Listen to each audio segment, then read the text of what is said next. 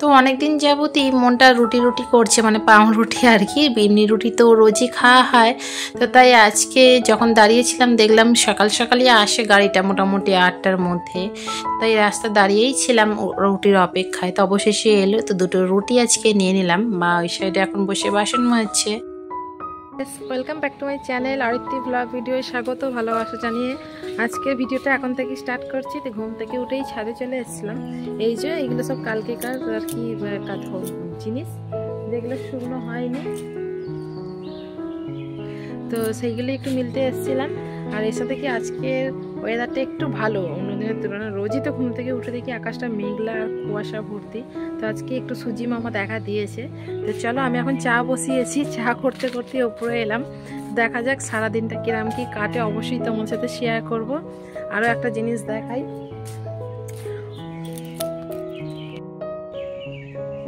ওই যে দেখতে পাচ্ছ আমাদের ক্যাটল গাছে ক্যাটল ধরেছে। এই যে এই যে ওই একটা, বুঝতে পারছো না হয়তো, ক্যাটল গাছে ক্যাটল ধরেছে, কিন্তু আম গাছে এখনো বকুলটা আসেনি। আমি চাটা করতে থাকি, সারাদিন সাথে থাকো। আশা করছি আজকের ভিডিওটা খুব ভালো লাগবে। আর আজকে তো তোমাদের দাদা ভাইয়ের ছুটিও, ঘরে আছে 26শে জানুয়ারি।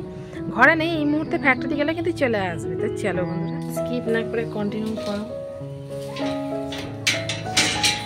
আর এখন চাটা বসিয়েছি, চা করে নিয়ে নিচে চলে এসেছি, সঙ্গে করে রুটিটাকেও ভালো করে শিখে নিয়েছি। মা বলেন রুটি নাকি শিখে খেলে গ্যাস হয় না, কথাটা সত্যি কি মিথ্যে জানি না, তবু বলেন শুনেছি, তাই রুটিটা শিখে নিলাম। সঙ্গে একটা টোস্টও নিয়ে নিয়েছি। যে চলো বন্ধুরা, চা তো ভালোভাবেই খাওয়া হয়ে গেল। তো আজকে সারাদিন একটু ভাবছি রুমটা ক্লিন করব।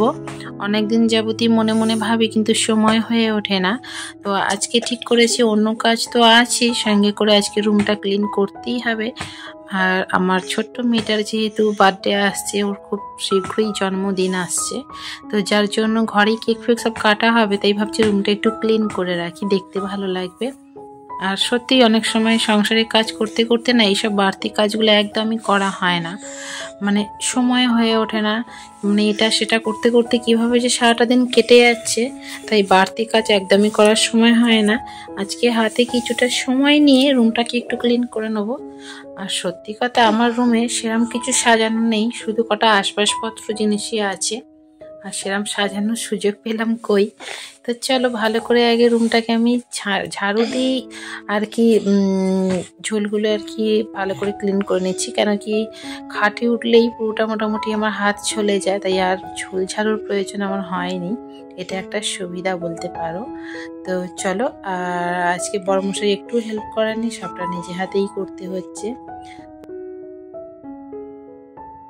ওটা আগে ক্লিন করে নিলে সুবিধা হয়, কেন কি নিচেরগুলো আমি পরেও সন্ধ্যের দিকে কাজ থাকে না, তখন হাতে বসে সময় নিয়ে করতে পারবো। কিন্তু ওপরটা না মানে যখন তখন করা যায় না, কারণ ঝুলফুল চারিদিকে পড়বে, নোংরা হবে, যার কারণে ওটা আগে বেশি জরুরি। তাই ভাবলাম প্রথমে পুরো ঘরটা আগে ভালো করে ঝেড়ে নিই, দেন পরে বাইরের মানে যেগুলো কি ঘরের আসবাবপত্র আছে সেইগুলোকে আমি সন্ধ্যে ঠিক করে বসে গোছাতে পারবো, আমার অনেকটা সময়ে থাকবে। তো যাই হোক, বিছানার চাদরটা পেতে নিলাম ক্লিন করে ভালো করে। আর বিছানা আমার একদম কমপ্লিট হয়ে গেছে পাতা। ভালো করে এবার ঘরটা ঝাড়ু দিয়ে দেবো, কেননা ঝুল ছাড়ার জন্য দরুনে ঘরটায় অনেকটাই ধুলো আর ঝুল পড়েছে। তো ছোট্ট একটা ঘরে আসবাবপত্র থেকে জামা কাপড় বেশি হয়ে গিয়েছে আর কি। আর এই যে আলুর দম ছিল কালকেকার, সেই আলুর দম দিয়ে বরমশাইকে দুটো অল্প করে মুড়ি মেখে দিয়েছি, ও এখন মুড়ি খাচ্ছে। আর আমার মোটামুটি দেখো উপরটা কিন্তু বেশ ভালো ক্লিন হয়ে গেছে, পুরো পরিষ্কারই দেখাচ্ছে। তো নিচেরগুলো পরে সন্ধ্যের দিকে করব, আলনাটা গোছাবো। আর এটা আমি অলরেডি করে রেখেছি, এই দেয়াল আলমারিটা। এখন সচরাচর কারোর বাড়িতে এই দেয়াল আলমারি দেখা যায় না। আগেকার দিনে কিন্তু এই আলমারি প্রত্যেকটা ঘরে ঘরেই ছিল লোকের, এখন সচরাচর খুব একটা লোক করে না, এখন সব দেয়াল পেন্টিং করে। তো যাই হোক, এইগুলো নিশ্চয়ই তোমরা সবাই চিনতে পারছো, এগুলো সেই শুকনো মাছ। হ্যাঁ, আমাদের যেহেতু শুকনো মাছ মা বিক্রি করেন, তাই একজন নিতে এসেছে খেতে খেতে।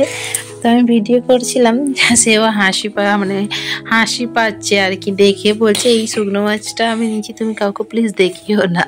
তাই হচ্ছে কি আছে, খাবার তো খাবারই, যারা খায় না তাদের খায় না, কিন্তু যারা খেতে ভালোবাসে তারা না খেয়ে থাকতে পারে না, কি তাই তো। তো ভালোভাবে সব কিছু করার পর খাওয়া নিয়েছি। একটু খিদে পাচ্ছিল, মাঝখানে আমি আলুর দম দিয়ে দুটো মুড়ি মিশিয়ে খেয়ে নিয়ে এবার মেয়েটাকে উপরে তুলে দিয়েছি। ও এখন আপন মনে খেলছে, আর আমি এই সুযোগেই আমি ঘরটা একটু ঝাড়ু দিয়ে দিচ্ছি, কেননা বাইরেও ধুলো পড়েছে। যেহেতু আমি ঘরের ভিতরে ঝাড়ছিলাম, তাই বাইরেও অল্প কিছু ধুলো পড়েছে। আর এটা রেগুলার রুটিন বলতে পারো, আমি রোজই একবার বেলায় করে ঘরটা ঝাড় দেওয়ার চেষ্টা করি। আমার বাচ্চা মেয়ে আছে তাই।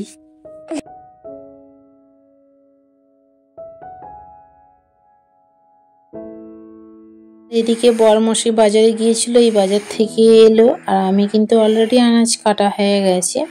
খোলাগুলো ফেলি না, একটা আমাদের পাশে গরু আছে তার ডিবায় দিয়ে দিই। খোলাগুলো যেহেতু ওরা খায়। আর আজকে আমার দাদাভাই নিয়ে এসেছিলো একটু কাটা মাছ, যার ঝোল হবে। এই আলু কলা, এই কলা আলু পেঁপে নয়, ওটা ডাঁটা ছিল, আর বাঁধাকপি ভাজা হবে। তো আনাজ তো কাটা কমপ্লিট, সেটা তোমাদের শেয়ার করিনি। আমি কাটার পর ভিডিওটা করলাম। বাবা এদিকে রান্না চাপাচ্ছে, আর এই যে তোমার দাদাভাই মাছ এনেছিল, যেটা মা ধুয়ে নিয়েছে। তো এসব করতে করতেই ঘড়িতে এসে দেখি 12:30 বাজে, তার মানে মেয়ের খাবার সময় হয়ে গেছে। তো ওর জুসটা তো আমি করেই রেখেছি, তো এটাকে এখন হাতে করে পিষে ওরে খাইয়ে দেবো। আজকে যেহেতু বরমশাই বাড়িতে ছিল, ওকে বলেছিলাম যে একটু ভিডিও করে দিতে, তাই ওপরে এসে ভিডিও করছিল। এই যে বাবা এখন ঝোলটা মোটামুটি কমপ্লিট হয়েই গেছে বলতে গেলে, বাবাই রান্নাটা করছে। তো ওকে খাইয়ে দেন মেয়েটাকে চান করিয়ে দিলাম, দিয়ে আমিও স্নান করে নিয়েছি। অনেকদিন যাবতই ভাবছিলাম শ্যাম্পু করবো, সময় হচ্ছিল না। আজকে যেহেতু বরমশাই ঘরে আছে, মেয়েটাকে ধরেছিল অনেকক্ষণই, তো সময় ছিল, আমি তাই শ্যাম্পু করে নিয়েছি। আর ওই যে ওকে দেখো, ও এখন ওই পাতার উপর বসে খেলছে, আর আমি একটু শ্যাম্পু করে উপরে চলে এসেছিলাম। প্রচুর পরিমাণে ঠান্ডা লাগছিল, তো আমি ভাবলাম গাটা গরম করে নি, রোদ্দুরেও খাওয়া হবে আর সব জিনিসগুলো শুকনো করতেও দেয়া হবে। আর মেয়েকে দেখেছো স্নান টান করার পর দুষ্টুমি করার বন্ধ নেই। হাত পায়ের কি অবস্থা দেখো, খালি সারাদিন দুষ্টুমি করতে থাকে এরম ভাবে।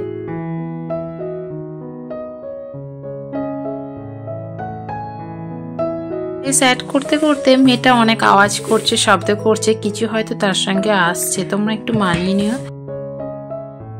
স্নান টান করেই তো একেবারে উপরে চলে গিয়েছিলাম, আর মেয়েটাকেও সেরকম কিছু মাখানো হয়নি, কেননা ওকে স্নান করিয়ে আমি স্নান করতে চলে গেছিলাম। আজকে অনেকটাই বেলা হয়ে গেছে, তোমাদের তো দেখালাম, আমি অলরেডি ওকে খাইয়েছি, 12:30 বেজে গিয়েছে। তো চান টান করে আস্তে আস্তে 1:15-20 অলরেডি হয়ে গেছে, তাই আর আলাদা করে ওকে কিছু মাখানোর সুযোগ পাইনি। ভাবলাম যে ওর গাটা আগে শুকনো হয়ে যাক, দেন ততক্ষণে আমার স্নান কমপ্লিট হয়ে যাবে, তারপরে ওকে একটু কিছু লাগিয়ে দেবো।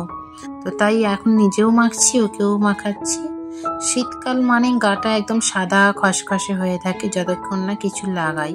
তো ওই হিমালয় ক্রিমটাই আমি ব্যবহার করছি, বেবি জনসন অয়েলটাও লাগাই মাঝে মাঝে।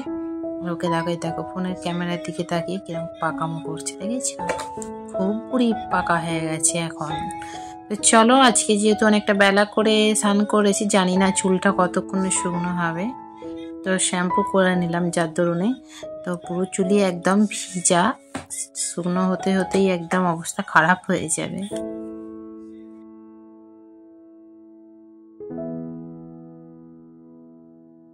তো আজকের কি মেনু ছিল সেটা তো জানোই, তবু একবার বলে দিই। বাঁধাকপি ভাজা ছিল, মাছের ঝোল, আর আলু উচ্ছে ভাতে দিয়েছিলাম। তো বরমশাই তো ঘরে থাকে, ভাত খায় না, ঘরে থাকে না, কি করে ভাত খাবে? সানডে ছাড়া ওর ঘরে ভাত খাওয়া হয় না, যার দরুন ওর একটু তেতো খাওয়া হয় না। বাইরে খায় ক্যান্টিনে, সেখানে তো তিতোর তরকারি পাওয়াও যায় না, হয় না, যার দরুনে অসুবিধা। তাই সপ্তাহে একটা দিনই ও বাড়ি থাকে, ওই দিনকেই চেষ্টা করি একটু উচ্ছে দেওয়ার। একদমই তো খেতে চায় না, তাই জোর জবরদস্তি। চলো আমরা লাঞ্চটা করে নিই। আজকের আর শোবো না, লাঞ্চ করে ওরা বাপ মেয়ে শোলে শোবে, কিন্তু আমি ভাবছি ঘরটা একটু গুছিয়ে নেবো। বাকিটা আর কি এটা ওটা একটু মোছামুছির আছে, সেটাই করে নেবো ভাবছি।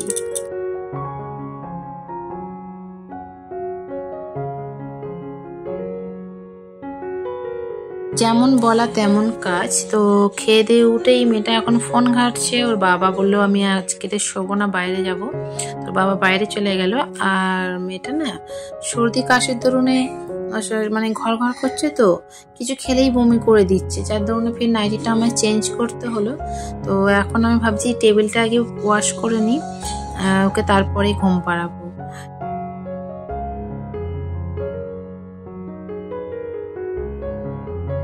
মেয়েটার শরীরটা আগের ভ্লগে তোমাদের বলেছিলাম খারাপ ছিল, এখনো যে বলবো খুব ভালো আছে তা নয়। জ্বর টর নেই, কিন্তু সর্দি কাশি একদম ঘর ঘর করছে, যার জন্য আমি চুলটাও এখন ওর কাটিনি। চুলটা অনেকটা পরিমাণে বড় হয়ে গিয়েছে, ভাবলাম কদিন যাক, ঠান্ডাটাও কমে যাবে, গরম গরম ভাব থাকবে, ভাবছি তখনই ওকে ন্যাড়াটা করিয়ে দেবো। তো যাই হোক বন্ধুরা, বলতে বলতে আমার এই জায়গাটা পরিষ্কার করা মোটামুটি হয়ে গিয়েছে।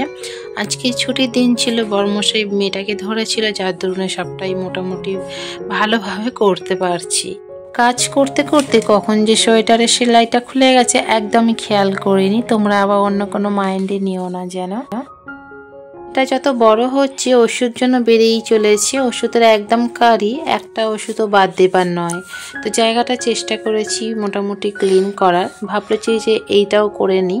এই দুটো করা থাকলে বাকি থাকবে আলনাটা আর দেয়াল আলমারিটা। ঘরে সেরকম কোনো আমার আসবাবপত্র নেই, তাই অত ঝামেলাও নেই। তো চলো, এইখানে সব থেকে আমার যেটা দামি জিনিস সেটা হলো এইটা। এইখানে মানে এত কসমেটিক থাকার পরেও এটা আমার কাছে সব থেকে মূল্যবান।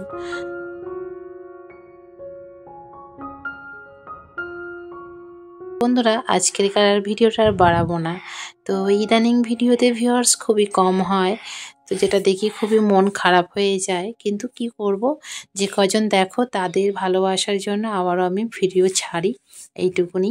মানে সত্যি মনটা খুব খারাপ লাগে, কিন্তু মানে যদি 50 জনও দেখো তারা নিশ্চয়ই আমি ভালোবেসে ভিডিওটা দেখে থাকো, তো তার দরুনে আমি করতে থাকি। আজকেকার ভিডিওটা কিরাম কি লাগলো অবশ্যই কমেন্ট করে জানিও। নেক্সট ভিডিও আসবে আমার মেয়ের বার্থডে ব্লগটা। তো চলো পাশে থেকো, ভালো লাগলে লাইক করে টাটা বাই।